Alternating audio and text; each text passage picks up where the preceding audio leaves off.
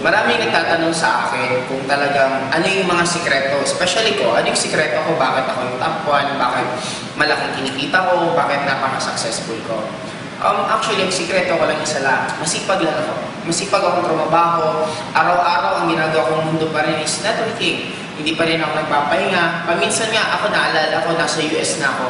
Nasa US ako, kachat ko yung mga downline ko, minomonitor ko yung team building nila. Just imagine mo, nasa US na ako, nagbabakasyon ako, pero nagtatrabaho pa rin ako.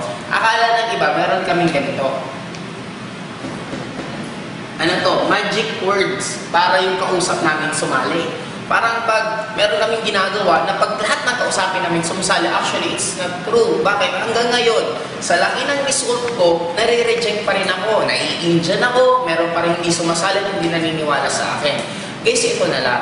Lahat tayo, kaya nga tayo nag-networking company kasi gusto natin leverage. Gusto natin mas mapadali yung pagyaman natin. Gusto natin magawa ng maganda at mabilis.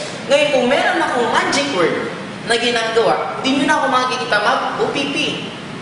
Bakit pa ako mag-OPP kung meron naman akong magic word na lahat ng kausapin ko sa sali? Hindi nyo na ako makikita mag-training sa downline. In short, ang gagawin ko na lang isa lang, ituturo ko yung magic ko sa inyo para lahat kayo yumaman din. In short, pag yumaman kayo, lalo din lalaki ang kita ko. Kaya nga lang, wala nga ganito. Ano meron kami? Isa lang. Ito ang laman ko. Maraming tao, maraming distributor, sila tulog na, ako gising pa. Imagine mo ngayon, alas 2 na ng umaga. Anong ginagawa namin? Nag-iisip pa kami, paano namin lalong mapalaki yung grupo namin. May mga ibang tao na tulog pa, ako gising na naman. Bakit? Tumatrabaho na naman ako. May ibang tao kinakausap isang araw isa, ako 10. Yun ang laman ko, bakit ako?